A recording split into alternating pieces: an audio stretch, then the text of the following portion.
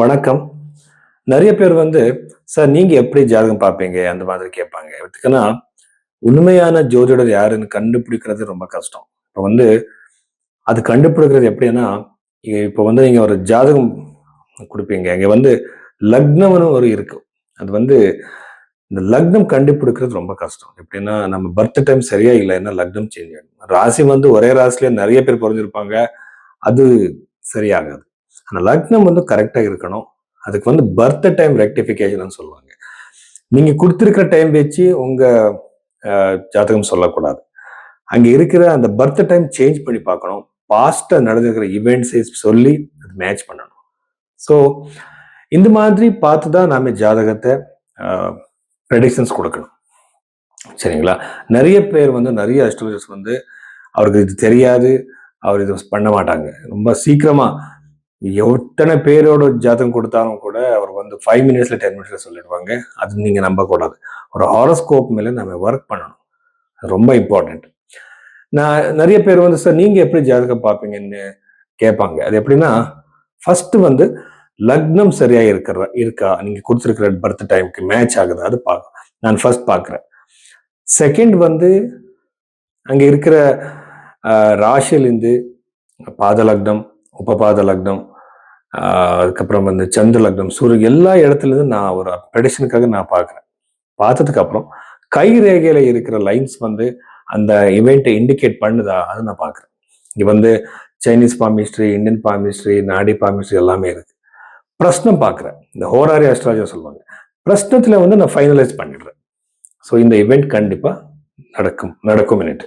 So இந்த மாதிரி நான் ஸ்டெப் பை ஸ்டெப் சயின்டிஃபிக்காக போகிறேன். அதுக்கப்புறம் இதுல வெறும் நான் விம்சோத்தர தசை மட்டும் யூஸ் பண்ண மாட்டேன். சரதசா, யோகின் தசா, இந்த மாதிரி தசா பீரியட் எல்லாமே நான் அப்ளை பண்றேன். இது புரோத் பராசரா ஓரசாஸ்திரத்துல இருக்கு. ஸோ இந்த மாதிரி தான் நான் ப்ரெடிக்ஷன் கொடுத்துட்டு இருக்கேன். அது 100% கரெக்ட் ஆயிட்டு இருக்கு. ஸோ அதனால இந்த மாதிரி உங்க ஜாதகம் பார்க்கறதுக்காக நீங்க பைரவி ஆஸ்ட்ரோல இந்த நம்பருக்கு நீங்க கன்சல்டேஷன் புக் பண்ணலாம். கர்நாடக ராசி 2026 மார்ச் 8ஆம் தேதிக்கு அப்புறம் இந்த கர்க்க ராசியில பிறந்தவர்கள் என்னென்ன யோகங்கள், என்னென்ன விசேஷங்கள் இருக்கு நாம பார்க்கலாம். ஃபர்ஸ்ட் 2வது வீட்டுல இருக்கிற கேது கிரகம், அந்த 2வது வீட்டுல பார்த்துட்டு இருக்கிற அந்த பாப கிரகங்கள் செவ்வாய், சூரியன், புதன், ராகு, இந்த கிரகங்கள் எல்லாமே 2வது வீடை பார்க்கும்போது ஃபர்ஸ்ட் ஃபைனான்சியல் லாஸ் ஆகிற சான்ஸ் இருக்கு. இப்போ நீங்க ஏதாவது தொழில் பண்ணிட்டு இருக்கீங்களா, இன்வெஸ்ட்மெண்ட்டுக்காக நீங்க யோசிச்சுட்டு இருக்கீங்களா, இந்த டைம் பீரியட்ல உங்களுக்கு கண்டிப்பா ஃபைனான்சியல் லாஸ் ஆகிற சான்ஸ் இருக்கு. இன்வெஸ்ட்மெண்ட்ல இருக்கலாம் பணம், இல்ல புதுசா நீங்க பிசினஸ் ஸ்டார்ட் பண்ணிருக்கலாம். இந்த டைம் பீரியட்ல லாஸ் ஆகிற சான்சஸ் இருக்கு. தயவு செய்து நீங்க இந்த ட்ரேடிங்ல, இந்த ஷேர் மார்க்கெட்ல ஏதாவது ஒரு கேம்பிளிங் நேச்சர் இருக்கிற பிசினஸ்ல உங்க பணம் போடாதீங்க. சேஃபா வச்சுக்கோங்க. வெயிட் பண்ணுங்க. இந்த கேது கிரகம் தன்னுடைய பிளேஸை சேஞ்ச் பண்ணணும். அப்பதான் உங்களுக்கு ஏதாவது ஒரு பாசிட்டிவா நடக்கும். கேது உடைக்கிறது, அது உடைக்கிறது தான் அதோட வேலை. ஸோ அதனால கொஞ்சம் ஜாகிரதை இருங்க. இன்வெஸ்ட்மெண்ட் பண்ணாதீங்க.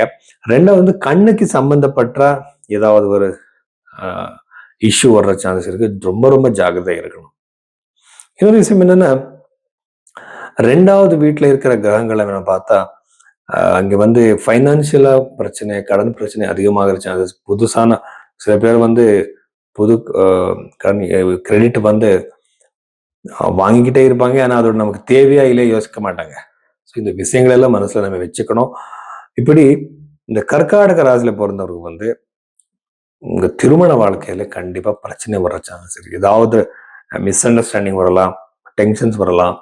ஏன்னா அஷ்டம பாவத்தில் இருக்கிற ராகு, செவ்வாய், இந்த கிரகங்கள் எல்லாமே யூஸ்வலா பிரேக்ஸ் பண்ற ஒரு குவாலிட்டி நேச்சர் இருக்கிற இந்த பிளானட்களுமே அந்த வீட்டுல இருக்கும்போது கண்டிப்பா உங்களுக்கு திருமண வாழ்க்கையில பிரச்சனை கண்டிப்பா கொடுக்கும். ஸோ நீங்க ஜாகிரதை இருங்க. ஏதாவது பிரச்சனை வந்தா பேசி அதை கிளியர் பண்ணிக்கோங்க. இன்னொரு விஷயம் என்னன்னா, அஷ்டம பாவம் நம்ம பூர்வீக சொத்து பத்தி கூட சொல்லும்.